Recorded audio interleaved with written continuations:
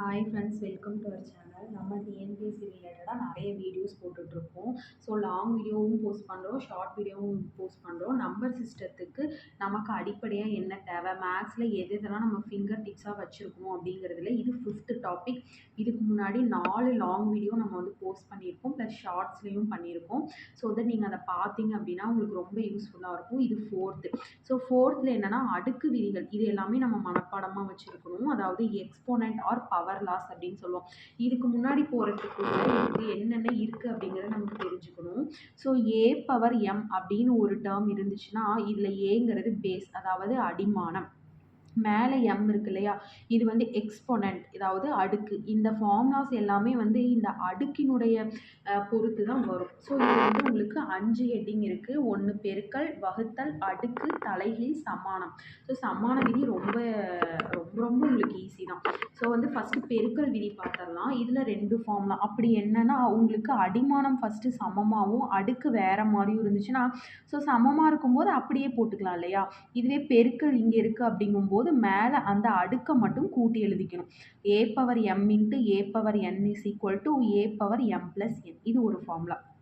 அடுத்தது 2வது வந்து பார்த்திங்கன்னா அடிமானம் வேறு மாதிரியும் அடுக்கு வந்து ஒரே மாதிரியும் இருக்கிறது. அப்போ இது 2யும் பெருக்கி எழுதிக்கிட்டு மேலே அப்படியே போட்டுற வேண்டியதான். So a power m into b power m அப்படின்னா a b the whole power M.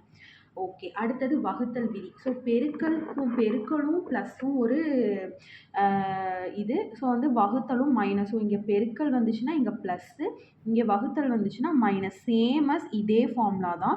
என்ன இங்கே வகுத்தல் இருக்குது. ஸோ இங்கே வந்து பேஸ் ஒரே மாதிரியும் அடுக்கு வந்து வேறு மாதிரியும் இருக்குது. அப்போ ஏ பவர் எம் வகுத்தல் ஏ பவர் என் அப்படின்னா ஏ பவர் எம் மைனஸ் என். ஏன்னா இங்கே வகுத்தல் வந்திருக்கு. இதுவே இங்கே பெருக்கல் வந்துச்சுன்னா கூட்டல் போடணும்.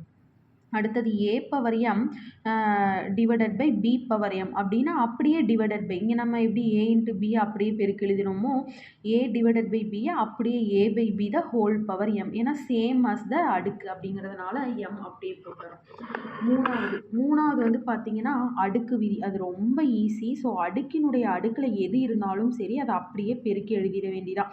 இங்கே வந்து நான் 2 தான் கொடுத்துருக்கேன். எம் என் ஓபின்னு எது கொடுத்தாலும் சரி அடுக்கினுடைய அடுக்கு அப்படியே எடுத்து எழுதிட வேண்டியதான் பெருக்கி. So a power am the whole power n is equal to a power m into n. Okay, 4th என்ன அப்படின்னா தலைகீழ் விதி. அதாவது உங்களுக்கு வந்து ஒரு டேர்ம் வந்து மைனஸில் இருக்குது அப்படின்னா நம்ம அதை அப்படியே வச்சு போட முடியாது இல்லையா. ஸோ அதை ப்ளஸ்ஸுக்கு மாற்றுறதுக்கு என்ன பண்ணணும்னா நீங்கள் தலைகீழாக மாற்றணும்.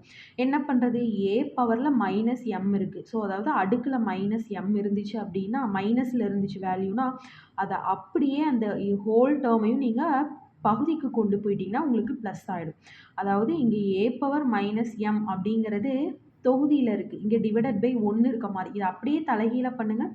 1 divided by A power M அப்படின்னு ஆயிடுச்சுன்னா இது உங்களுக்கு பாசிட்டிவ் ஆகிடும். Okay, next A by B the whole power minus M. இங்கே நம்ம என்ன சொன்னோம், இங்கே 1 இருக்கிறது அப்படியே கீழே இருக்கிறது மேலேயும் மேலே இருக்கிறது கீழேயும் போயிடுச்சு. அதே தான் இங்கே. அங்கே வந்து ஒன்றுமே இல்லை, இங்கே வந்து பி இருக்குது. So a by B the whole power minus எம்னா இந்த மைனஸ் எம் ப்ளஸ் ஆகணும்னா என்ன பண்ணும், தொகுதி பகுதியிலையும் பகுதி தொகுதியிலையும் போகணும். அப்போ B by A the whole power M. Okay, next last வந்து சமான விதி. ஸோ சமான விதிங்கிறது ஒன்றுமே இல்லைங்க. அடிமானங்கள் சமமாக இருந்துச்சுன்னா எப்போவும் அடுக்குகள் சமமாக இருக்கும். இதை யூஸ் பண்ணி நம்ம நிறைய ஃபார்முலாஸு நிறைய சம்ஸ் எல்லாம் வந்து நம்ம போட போகிறோம். ஸோ வந்து நம்மளை பொறுத்த வரைக்கும் கான்செப்ட்ஸ் எல்லாமே வந்து மனப்பாடம் பண்ணக்கூடிய என்னென்ன கான்செப்டோ அது எல்லாமே லைனாக சொல்லிட்டு வரோம். ஒரு 6 கான்செப்ட் வந்து மனப்பாடம் பண்ணணும். அதில் இது 5th கான்செப்ட். இதுக்கு முன்னாடி நம்ம 4 லாங் வீடியோ அண்ட் ஷார்ட்ஸும் வந்து நம்ம போஸ்ட் பண்ணியிருக்கோம்.